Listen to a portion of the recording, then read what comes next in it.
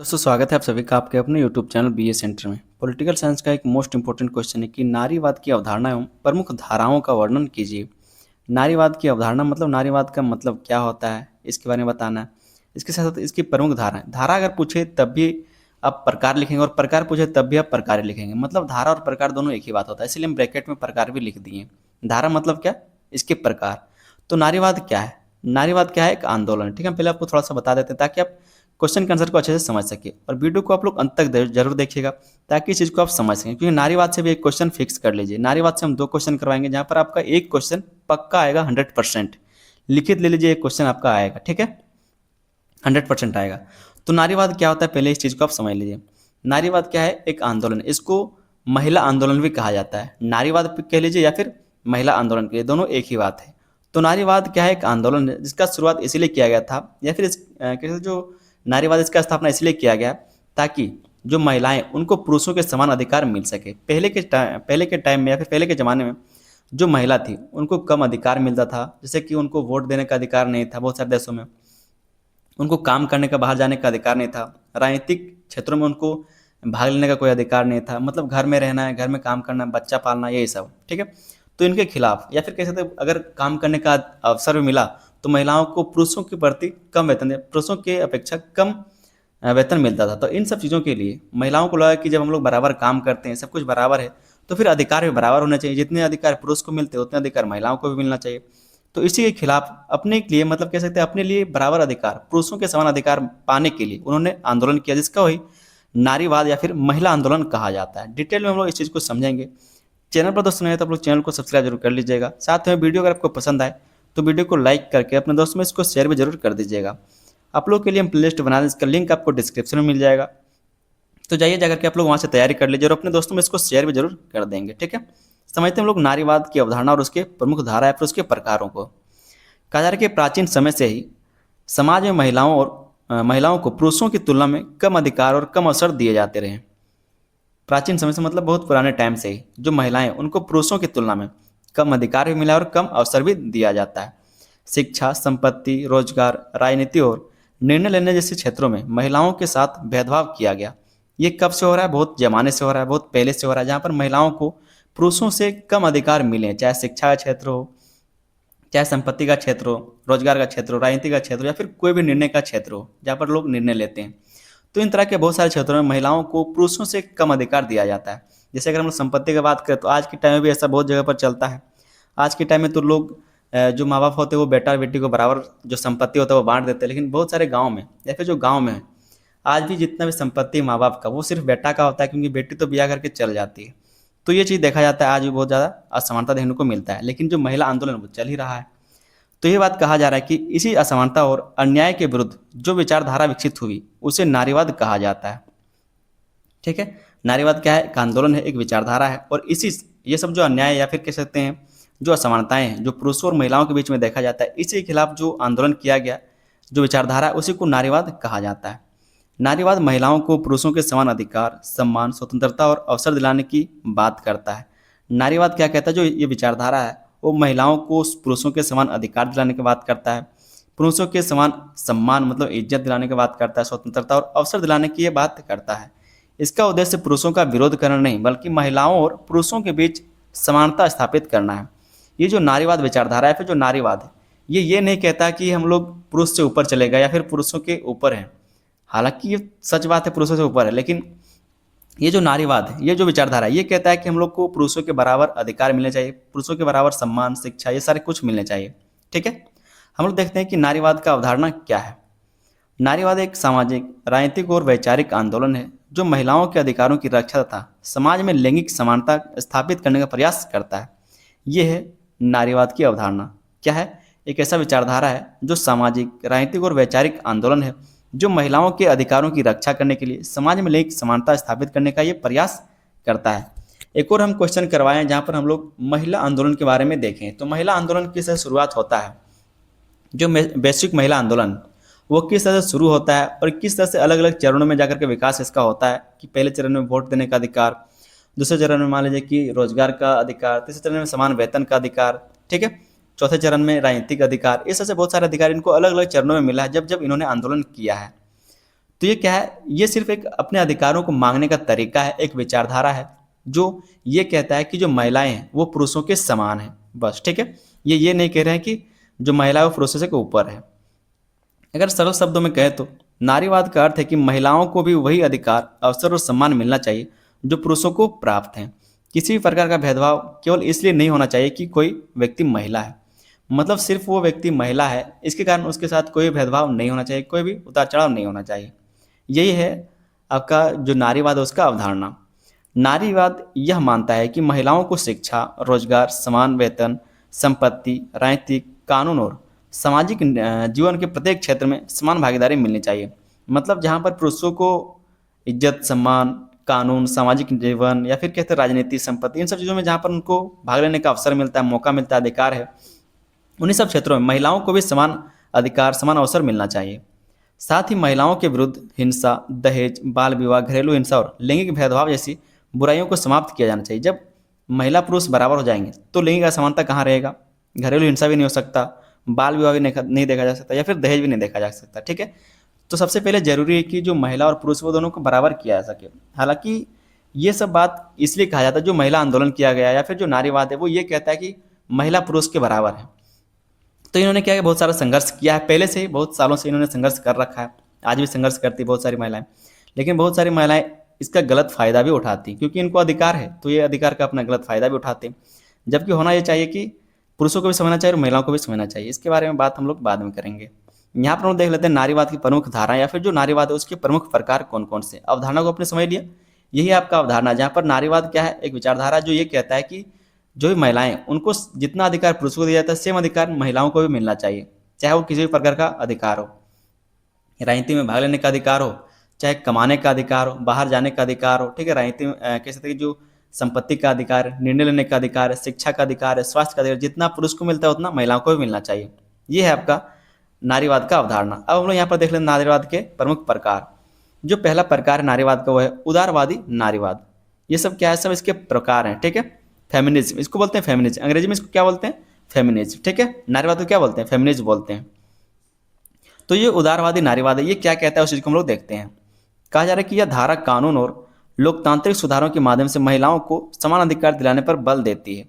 जो उदारवादी नारीवाद, उदारवादी मतलब क्या, जहाँ पर व्यक्ति की स्वतंत्रता पर विशेष ध्यान दिया जाता है। ठीक है, व्यक्ति की स्वतंत्रता का कोई हनन ना किया जाए, इसको बोलते हैं उदारवाद। तो ये उदारवादी विचारधारा या फिर उदारवादी नारीवाद विचारधारा ये क्या कहता है उसको आप समझ लीजिए। कहा जा रहा है कि यह धारा कानून और लोकतांत्रिक सुधारों के माध्यम से महिलाओं को समान अधिकार दिलाने पर बल देती है।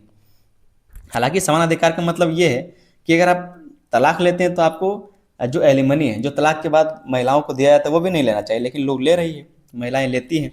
तो फिर कब समानता आएगा, समानता नहीं आ सकता। अगर विचार बराबर करने का है तो सोच भी बराबर रखना चाहिए, तभी हो सकता है। ठीक है, अब लोग कुछ आकर कमेंट कर सकते हैं कि आरक्षण भी नहीं होना चाहिए, तो आरक्षण भी नहीं होना चाहिए। आरक्षण उनको मिलना चाहिए जो उस लायक है, जो मुख्य धारा से बिछड़े हुए, जो मुख्य धारा से पीछे हैं। अब जो महिलाएं काम करती उनको भी एलिमनी चाहिए, तो ऐसा नहीं होना चाहिए, लेकिन ऐसा होता है।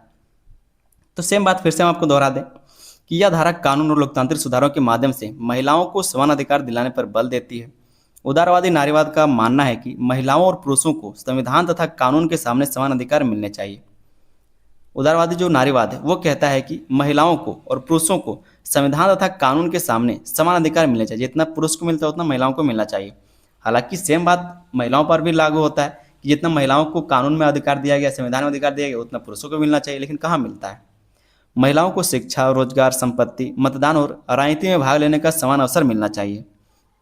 यह धारा क्रांति के बजाय शांतिपूर्ण और संवैधानिक सुधारों का समर्थन करती है। ये कहती है कि कानून की तरफ, मतलब संविधान में सब कुछ संशोधित किया जाए या फिर संविधान से सब कुछ अधिकार मिलना चाहिए, जिसके कारण लोग खुद इसको माने। यहाँ पर कोई क्रांति या फिर जो कह सकते हैं मारपीट या फिर किसी भी तरह का हिंसा यहाँ पर नहीं हो सकता। या फिर ये संवैधानिक सुधारों का समर्थन करती, जो उदारवादी नारीवाद है। तो पहला हमने यहाँ पर प्रकार देख लिया। दोस्तों जो इसका धारा या फिर प्रकार है वो है मार्क्सवादी नारीवाद। ये मार्क्सवादी नारीवाद क्या कहता है उस चीज़ को समझते हैं। ये सारे जो पॉइंट हैं इसको आपको याद रखना पड़ेगा, इस चीज़ को हम समझा नहीं सकते, लेकिन यहाँ पर जो लिखा है जो मार्क्सवादी नारीवाद क्या कहता है ये चीज़ें आपको समझा सकते हैं, लेकिन पॉइंट तो खुद से आपको याद रखना पड़ेगा। तो दूसरा जो पॉइंट है वो है मार्क्सवादी नारीवाद। ये कहता है कि यह धारा महिलाओं की समस्याओं का मुख्य कारण आर्थिक शोषण और पूंजीवाद व्यवस्था को मानती है। जो मार्क्सवादी विचारधारा या फिर जो मार्क्सवादी नारीवाद है ये कहता है कि जो महिलाओं का समस्या का मुख्य कारण है वो है आर्थिक शोषण, क्योंकि वो लोग काम नहीं करती, ठीक है, और पूंजीवाद व्यवस्था है। मार्क्सवादी नारीवाद के अनुसार महिलाओं का शोषण केवल परिवार में ही नहीं बल्कि आर्थिक व्यवस्था में भी होता है। जो महिलाएं हैं उनका शोषण सिर्फ परिवार में नहीं होता है बल्कि आर्थिक व्यवस्था में भी होता है। महिलाओं को कम वेतन दिया जाता है, अधिक काम और आर्थिक निर्भरता का सामना करना पड़ता है। इसलिए यह धारा आर्थिक समानता और उत्पादन के साधनों पर समाज के नियंत्रण की बात करती है। कहा जा रहा है कि जो महिलाएं हैं, उनको कम वेतन दिया जाता है। जैसे अगर मान लीजिए कि कोई कंपनी है जहाँ पर जो पुरुष है उसको 40,000 मिल रहा है किसी काम के लिए, उसको वहाँ पर 30,000 मिलेगा। तो इस तरह से कह सकते हैं जो महिला है उनको कम वेतन, अधिक काम, मतलब काम तो बराबर ही है पुरुष और महिला का। आर्थिक निर्भरता, जैसे कि कई बार महिलाएं काम नहीं करती, तो आर्थिक निर्भरता मतलब अपने पति पर निर्भर, अपने पिता पर निर्भर, इस तरह से अपने भाई पर निर्भर, तो इन सब चीज़ों का ये सामना करती हैं। इसीलिए ये जो धारा है, ये जो मार्क्सवादी नारीवाद है, ये कहता है कि आर्थिक समानता और उत्पादन के साधनों पर समाज का नियंत्रण होना चाहिए, क्योंकि जब समाज का नियंत्रण होगा तो महिलाओं को बराबर आर्थिक और जो पुरुषों के उसको भी बराबर आर्थिक, तो दोनों को बराबर बराबर बांट दिया जाएगा या फिर बराबर अधिकार मिलेंगे, तो फिर कोई असमानता रहेगा ही नहीं, जिसके कारण इस जो आर्थिक कारण है, जो आर्थिक शोषण महिला को वो नहीं होगा। तो ये जो दूसरा प्रकार है उसमें आपने ये चीज़ को समझ लिया। तीसरा जो प्रकार हम लोग देखते हैं नारीवाद का वो है समाजवादी नारीवाद। समाजवादी नारीवाद, यह धारा महिलाओं के शोषण का कारण पूंजीवाद और पितृसत्तात्मक व्यवस्था दोनों को मानती है। जो समाजवादी नारीवाद है, मतलब समाज जो नारीवाद है वो मानता है कि जो महिलाओं का शोषण है वो पूंजीवाद के कारण होता है, पितृसत्तात्मक व्यवसाय के कारण होता है, जहाँ पर परिवार का या फिर समाज का मुखिया कौन होता है, पुरुष होता है, ठीक है, उसको बोलते हैं पितृसत्तात्मक। समाजवादी नारीवाद का कहना है कि केवल आर्थिक परिवर्तन से महिलाओं की स्थिति नहीं सुधरेगी, मतलब अगर महिलाएं कमाने लगी तो इसके कारण ही सिर्फ महिलाओं की स्थिति नहीं सुधर जाएगा। जब तक समाज में पुरुष प्रधान सोच, मतलब जो पितृसत्ता है, और आर्थिक असमानता दोनों समाप्त नहीं होंगे तब तक महिलाओं को वास्तविक समानता नहीं मिलेगी। मतलब ऐसा नहीं कि अगर महिलाएं कमाने लगेंगी तो समाज में समानता आ जाएगा। ये जो समाजवादी नारीवाद है ये कहता है कि अगर महिलाएं कमाएंगी तब भी समाज में समानता नहीं आ सकता, जब तक कि ये जो समाज में पुरुष प्रधान सोच है कि जो पुरुष है वो महान है और जो महिला है वो कमजोर है, जब तक ये सोच खत्म नहीं होगा, जब तक इसमें समानता नहीं आएगा, तब तक समाज विकसित नहीं हो सकता, महिलाओं का स्थिति सुधर नहीं सकता। तो कमाए महिला या फिर ना कमाए, समाज में ये सोच को खत्म करना जरूरी है कि जो पुरुष है वो प्रधान या फिर जो पुरुष है वो महान है, ठीक है, इस चीज को खत्म करना जरूरी है। ये कौन कह रहा है? ये कह रहा है समाजवादी नारीवाद। नेक्स्ट जो यहाँ पर हम लोग पॉइंट देखते हुए है उग्र या फिर रेडिकल नारीवाद। उग्र या फिर रेडिकल नारीवाद, इसको बोलते हैं उग्र नारीवाद। यह धारा पितृसत्तात्मक समाज को महिलाओं के शोषण का सबसे बड़ा कारण मानती है। जो पितृसत्तात्मक समाज मतलब जहाँ पर पुरुष को ज़्यादा महत्व दिया जाता है और महिलाओं को कम आंका जाता है, फिर महिलाओं को कम अधिकार, कम तवज्जो या फिर कम महत्व दिया जाता है, उनको सिर्फ परिवार पालने, बच्चे पालने, बच्चा पैदा करने, इन तक के साधन माने जाते हैं। तो उग्र या फिर रेडिकल नारीवाद इन सारी चीज़ों की बात करता है। ये कहता है कि ये जो धारा है वो पितृसत्तात्मक समाज को महिलाओं के शोषण का सबसे बड़ा कारण मानती है। रेडिकल नारीवाद के अनुसार समाज की पूरी व्यवस्था पुरुषों के हित में बनी हुई है। जो रेडिकल नारीवाद है ये कहता है कि जो समाज वो पूरी तरीके से पुरुषों के हित में बना हुआ है, इसलिए केवल कानून बदलने से काम नहीं चलेगा, बल्कि परिवार, समाज और संस्कृति में भी बड़े परिवर्तन लाने होंगे ताकि महिलाओं को वास्तविक स्वतंत्रता और सम्मान मिल सके। ये जो उग्र या फिर रेडिकल नारीवाद है ये कहता है कि यहाँ पर जो पुरुष प्रधान है वो हमेशा से बना हुआ है, ठीक है, क्या है, तो हमेशा से बना हुआ है। यहाँ पर जितने भी समाज में व्यवस्थाएं वो पुरुषों के हित के लिए बनाए गए, इसलिए केवल कानून बदल देने से या फिर संविधान में संशोधन कर देने से जो परिवार है, जो समाज है, जो संस्कृति है, उसमें महिलाओं को उतना अधिकार नहीं मिल जाएगा जितना पुरुषों को मिलता है। इसलिए वहाँ पर समाज में परिवर्तन चाहिए, लोगों के सोच में परिवर्तन चाहिए, ठीक है, जो संस्कृति उसमें बड़े बदलाव होने चाहिए, तब जाकर महिलाओं को वास्तविक स्वतंत्रता और सम्मान मिल सकेगा, नहीं तो नहीं मिलेगा। ये कौन कह रहा है? ये कह रहा है उग्र रेडिकल नारीवाद या फिर रेडिकल नारीवाद या फिर उग्र नारीवाद, ठीक है। तो ये हम लोग देख रहे हैं यहाँ पर चौथा प्रकार। पांचों जो प्रकार हम लोग देखते हैं वो है पर्यावरणीय नारीवाद। पर्यावरणवादी नारीवाद, यह धारा महिलाओं और प्रकृति के बीच गहरे संबंध को स्वीकार करती है। इस विचारधारा के अनुसार जिस प्रकार महिलाओं का शोषण किया गया है उसी प्रकार प्रकृति का भी अत्यधिक दोहन किया गया है, इसलिए महिलाओं की मुक्ति और पर्यावरण संरक्षण दोनों को साथ लेकर चलना आवश्यक है। जो पर्यावरणवादी नारीवाद है वो कहता है कि जिस तरह से महिलाओं का शोषण वर्षों से हो रहा है उसी तरह से पर्यावरण का भी शोषण होता चल रहा है। तो अगर हम लोग नारीवाद अगर कह सकते हैं कि जो महिलाएं हैं उनके हितों का, उनके अधिकारों का रक्षा करते हैं, तो उसी तरह से हम लोग पर्यावरण का भी रक्षा करना चाहिए, ठीक है, दोनों एक साथ लेकर के चलना आवश्यक है।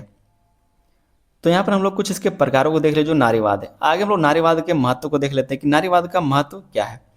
पहला जो इसका महत्व है महिलाओं को समान अधिकार दिलाना। नारीवाद जो आंदोलन है फिर जो विचारधारा है, इसका पहला महत्व क्या है?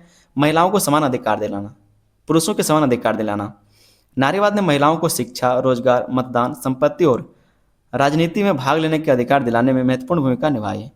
नारीवाद के कारण ही बहुत सारे देशों में पहले क्या था कि उनको वोट देने का अधिकार नहीं था, मतलब लोकतंत्र में भाग लेने का कोई अधिकार नहीं था, चुनाव में कोई निर्णय लेने में कोई अधिकार नहीं था। लेकिन धीरे धीरे जो नारीवाद है वो आंदोलन जो है वो धीरे धीरे पनपता गया।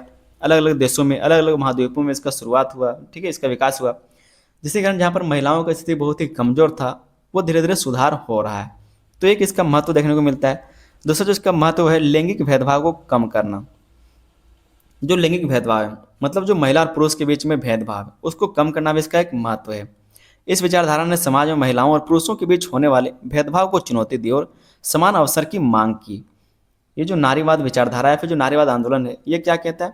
ये कहता है कि जो पुरुषों में भेदभाव है वो उसको खत्म करने का प्रयास किया गया और दोनों के बीच में समान मांग या फिर जो समान अधिकार है उसका मांग करने का प्रयास किया गया। तो ये भी इसका एक महत्व है। तीसरा महत्व हम लोग देखते हैं महिलाओं को आत्मनिर्भर बनाना। महिलाओं को आत्मनिर्भर बनाना। नारीवाद महिलाओं को शिक्षा, रोजगार और आर्थिक स्वतंत्रता के लिए प्रेरित करता है जिससे वे अपने जीवन के निर्णय स्वयं ले सके। महिलाएं अगर शिक्षित रहेंगी, उनके पास रोजगार रहेगा, उनके पास पैसा रहेगा, ठीक है, तो वो क्या करेंगे? अपने निर्णयों को अपने से लेने का प्रयास कर सकती है, अपने से खुद से वो निर्णय ले सकते हैं। क्योंकि अगर कोई भी उनको कुछ काम करना है, अगर उनके पास पैसा नहीं रहेगा तो कहाँ से करेंगे? अपने बाप पर, अपने भाई पर, अपने पति पर क्या वो निर्भर रहेंगे? इसके कारण अगर उनके पास पैसा रहेगा, वो शिक्षित रहेंगे, ठीक है, उनको अगर स्वतंत्रता रहेगा तो वो खुद से अपने निर्णय ले सकती हैं। चौथा जो इसका महत्व देखते हैं नारीवाद का वो है सामाजिक कुरीतियों का विरोध करना। जो नारीवाद है वो सामाजिक कुरीतियों का विरोध करता है। नारीवाद दहेज प्रथा, बाल विवाह, घरेलू हिंसा, कन्या भ्रूण हत्या और महिलाओं के प्रति हिंसा ऐसी सामाजिक बुराइयों का विरोध करता है, ठीक है। तो ये सब क्या है? जो भी महिलाओं की कुरीतियाँ हैं, मतलब जो भी कोई कुरीति है उसका ये विरोध करता है। जैसे कि बाल विवाह, मतलब 18 साल से पहले संविधान या फिर जो हमारा कोर्ट है वो क्या कहता है कि 18 साल लड़की का हो जाए तब विवाह कर सकते हैं, लेकिन 18 साल से पहले अभी बच्चा भी हो जाता है बहुत लोगों का। तो ये गलत है, इसका विरोध करता है। दहेज प्रथा, मतलब जो लड़की पक्ष है वो लड़का पक्ष को दहेज देता है, पैसा देता है अपनी बेटी को शादी करने के लिए, बेटी का ब्याह करने के लिए। घरेलू हिंसा, मतलब अगर दहेज ना दिया जाए या फिर लड़ाई झगड़ा होता है तो उसमें जो लेडीज़ होती है, जो महिला होता है उसको मार पड़ता है। कन्या भ्रूण हत्या, मतलब जो पेट में बच्चा रहता है अगर वो लड़की है तो उसको वहीं पर मार दिया जाता है। तो इस तरह की बहुत सारी जो हिंसा है, जो सामाजिक बुराइयाँ हैं, उसका विरोध करती है कौन? नारीवाद। नेक्स्ट जो हम आप लोग महत्व देखते हैं वो है लोकतंत्र को मजबूत बनाना। जब महिलाओं को समान अधिकार और निर्णय लेने का अवसर मिलता है तो लोकतंत्र अधिक मजबूत और समावेशी बनता है। ये क्या करता है? लोकतंत्र को अधिक मजबूत बनाता है। क्योंकि अगर मान लीजिए कि महिलाओं को वोट देने का अधिकार ना हो तो पुरुष अकेले निर्णय लेंगे, बहुत सारे अधिकार महिलाओं को नहीं दिए जाएंगे। तो क्या है? ये लोकतंत्र को मजबूत बनाता है। आगे हम लोग एक छोटा सा निष्कर्ष देख लेते हैं। ये भी निष्कर्ष लिखना भी बहुत ही ज़्यादा जरूरी है। निष्कर्ष को हम लोग इस तरह से लिख सकते हैं कि नारीवाद केवल महिलाओं का आंदोलन नहीं बल्कि समानता, न्याय और मानवाधिकारों की विचारधारा है। इसका उद्देश्य महिलाओं और पुरुषों के बीच भेदभाव समाप्त करके एक ऐसे समाज का निर्माण करना है जहां सभी को समान सम्मान, समान अवसर और समान अधिकार प्राप्त हों। वर्तमान समय में भी महिलाओं की सुरक्षा, शिक्षा, रोजगार और राजनीतिक भागीदारी जैसे मुद्दों के कारण नारीवाद की प्रासंगिकता बनी हुई है। आज के टाइम में ये क्या करती है? ये जो आंदोलन है या फिर जो ये विचारधारा है वो महिलाओं की सुरक्षा के लिए, शिक्षा के लिए, रोजगार के लिए, राजनीतिक भागीदारी से मुद्दों के लिए बहुत सारे आंदोलन करते रहते हैं, बहुत सारे क्या तो आवाज़ उठाते रहते हैं। तो ये क्या है? नारीवाद की एक प्रासंगिकता बना हुआ है, ठीक है। तो उम्मीद करते हैं कि क्वेश्चन का आंसर आपको समझ में आया होगा। ये भी आपका एक इंपॉर्टेंट क्वेश्चन है और नारीवाद से हम 2 क्वेश्चन करवाएंगे। यहाँ पर तो आपने नारीवाद की अवधारणा और इसके महत्व को देख लिया, इसके प्रकारों को समझ लिया। इसके साथ साथ नेक्स्ट जो हम आपको क्वेश्चन कराएंगे वहाँ पर हम नारीवाद के सिद्धांतों को देखेंगे, ठीक है। उम्मीद करते हैं क्वेश्चन का आंसर समझ में आया होगा। चैनल पर नहीं हो तो आप लोग चैनल को सब्सक्राइब जरूर कर लीजिएगा। आप लोग के लिए हम प्लेलिस्ट बना दें, इसका लिंक आपको डिस्क्रिप्शन में मिल जाएगा, जाके वहाँ से आप लोग तैयारी कर सकते हैं। और अगर ये वीडियो आपको पसंद आए तो आप लोग कमेंट करके बताइएगा और वीडियो को लाइक जरूर कर दें। साथ में अपने दोस्तों में इसको शेयर भी जरूर कीजिएगा। आप लोग वीडियो को हाइप भी कर सकते हो, उसमें भी आपको कोई पैसा नहीं लगता, तो वीडियो को हाइप जरूर करें, ठीक है। वहाँ पर देखिए कमेंट वाला बॉक्स में आपको हाइप करने का सिस्टम रहेगा, बस उसको हाइप को क्लिक कर देना है। हाइप का पॉइंट मेरे पास आए, उससे हम अमीर नहीं हो जाएंगे, मेरे पास वो पैसा नहीं आएगा, ठीक है। वो क्या है? पॉइंट है। इससे पता चलता है कि आप लोग इंटरेस्टेड हैं, देख रहे हैं मेरे वीडियोस को। वीडियो को लाइक नहीं करते तो वीडियो को लाइक कर दीजिए, चैनल को सब्सक्राइब कर लीजिए, आप ही का भला होगा। साथ में व्हाट्सएप ग्रुप को भी आप लोग ज्वाइन कर लीजिएगा, लिंक डिस्क्रिप्शन में। मिलेंगे हम लोग किसी अगले वीडियो में, तब तक के लिए धन्यवाद। जय हिंद।